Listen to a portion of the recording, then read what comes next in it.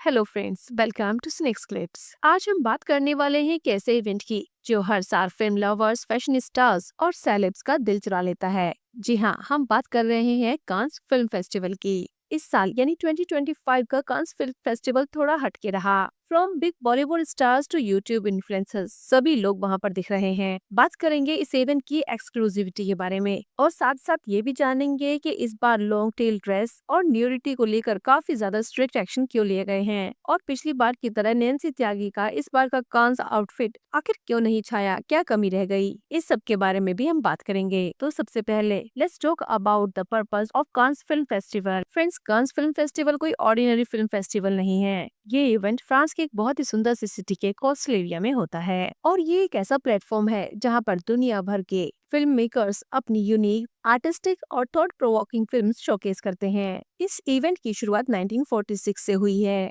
ये festival cinema की craftsmanship को सेलिब्रेट करता है, लेकिन ये इवेंट सिर्फ फिल्म्स के बारे में नहीं है। Cannes is also about fashion, glamour और ग्लोबल नेटवर्किंग। और ये एक ऐसा स्टेज है जहाँ पर film makers, directors, producers, actors और क्रिटिक्स सब एक साथ आते हैं टू डिस्कस वर्ल्ड सिनेमा। और हाँ, वो आइकॉनिक रेड कारपेट जो हर बार हेडलाइंस बनाता है, that is the cherry on the top. चलो अब बात करते हैं उस स्पाइसी चेंज की जो पिछले कुछ टाइम से कैंस में आया है। पहले के टाइम में ना कांस वो सुपर एक्सक्लूसिव, सिर्फ बड़े बड़े हॉलीवुड और बॉलीवुड स्टार्स जैसे ऐश्वर्या रॉय, दीपिका पादुकोण या फिर इंटरनेशनल सेलेब्स ही वहाँ पर दिखाई देते थे।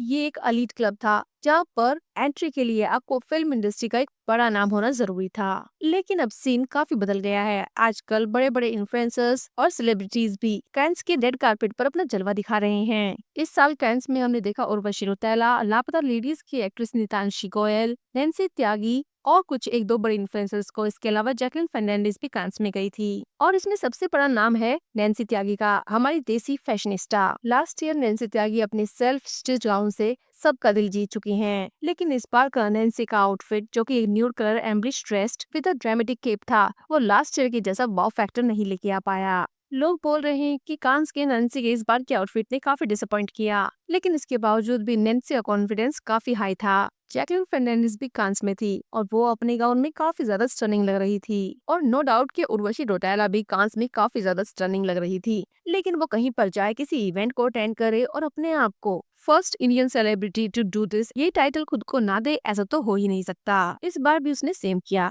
उसने एक पोस्ट किया जिसमें लिखा गया था, उर्वशी's look is the most expensive look in the history of Met Gala and Cannes. और इसमें सबसे फनी बात यह है कि सिर्फ कैंस के साथ ही नहीं बल्कि उसने मेट गाला के साथ भी कंपैरिजन किया। और उसके इस पोस्ट में बहुत सारी चीजों को बढ़ा चढ़ाकर दिखाया गया था, जैसे कि उसका लुक सबसे ज्यादा एक्सपेंसिव था, जिसके बाद लोगों ने उसको बहुत गंदे तरीके से कॉल आउट किया। और ऑब्वियसली इसके बाद उर्वशी को अपना कमेंट सेक्शन ऑफ करना पड़ा। उर्वशी का ये पैटर्न काफी टाइम से देखा जा रहा है कि वो हर जगह जाती है और कुछ न कुछ झूठ और बड़ा चढ़ाकर जरूर बोलती है। लेकिन ये इन्फ्लुएंसर्स आखिर कांस में कैसे पहुंच रहे हैं? देखो, कभी इन्हें ब्रांड्स स्पॉन्सर करते हैं तो कभी ब्रॉड इंडिया जैसी एजेंसी इन्हें अपने साथ ली जाती है। और उससे भी ज्यादा स्पाइसी बात तो ये है कि कुछ लोग तो लाखों रुपए खर्च करते हैं ताकि वो कैंस के रेड कारपेट पर चल सकें। देखो, ये बात काफी इंटरेस्टिंग है कि कैंस के रेड कारपेट पर आखिर एंट्री कैसे मिलती है। देखो, पहले तो सिर्फ इनवाइट ओनली वाला कॉन्सेप्ट था, यानी अगर आप फिल्म इंडस्ट्री से जुड़े हैं, वो भी एक बड़ा नाम है, सिर्फ तभी आपको कैंस की तरफ से इनविटेशन मिलता था। मतलब अगर कोई फिल्म इंडस्ट्री से जुड़ा तो है लेकिन उसका नाम कुछ बड़ा नहीं है तो इट मीन्स नो चांस। लेकिन अब बड़े बड़े ब्रांड्स और ब्रूट इंडिया जैसी एजेंसीज ने गेम को काफी चेंज कर दिया है। देखो, ब्रूट इंडिया जैसी कंपनी कैंस की ऑफिशियल मीडिया पार्टनर है और हर साल ब्रूट इंडिया स्क्वाड ली जाता है जिसमें इन्फ्लुएंसर्स, एक्टर्स और चेंज मेकर्स होते हैं। और नैन्सी त्यागी भी इस साल ब्रूट के साथ ही वहां गई थी। लेकिन इसके अलावा ये भी सच है कि बहुत सारे लोग तो अपनी पॉकेट से 8 से 12 लाख रुपए तक खर्च करते हैं फॉर अ कैंस पैकेज, जिसमें red carpet access, VIP events और प्रोफेशनल फोटोग्राफर्स इंक्लूडेड होते हैं। देखो, ये एक बिजनेस मूव है to build their brand on a global level. और यही सब जानने के बाद लोग बोल रहे हैं कि ये सब करके तो कोई भी जा सकता है, जिसकी वजह से कैंस की मैनेजमेंट भी अपनी एक्सक्लूसिविटी को लेकर काफी ज्यादा कॉन्शियस है, because they want to keep that exclusivity alive. और शायद इसीलिए इस बार कैंस में काफी ज्यादा स्ट्रिक्ट रूल्स भी देखने को मिले हैं। सो फ्रेंड्स, इस बार यानी 2025 का कैंस कंपैरेटिवली थोड़ा स्ट्रिक्ट है।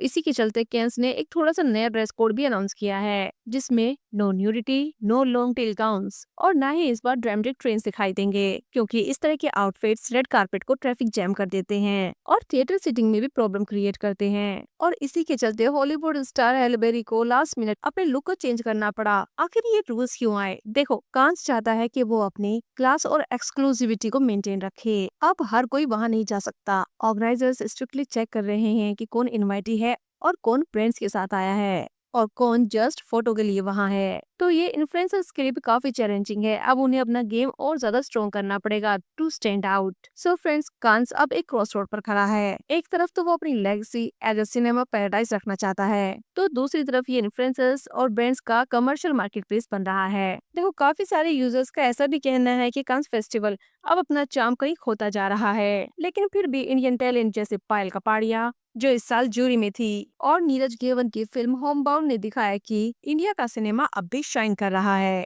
नैन्सी, उर्वशी, जैकलिन और निरांशी गोयल जैसे स्टार्स ने सभी का ध्यान अपनी ओर खींचा। But the real question is, क्या कांस अपनी एक्सक्लूसिविटी वापस ला पाएगा या फिर ये एक ग्लोबल फैशन और इन्फ्लुएंसर्स इवेंट बनकर ही रह जाएगा? आपको क्या लगता है? अपने व्यूज हमें कमेंट सेक्शन में शेयर करें और सिने क्लिप्स को लाइक, शेयर और सब्सक्राइब करें। Thank you.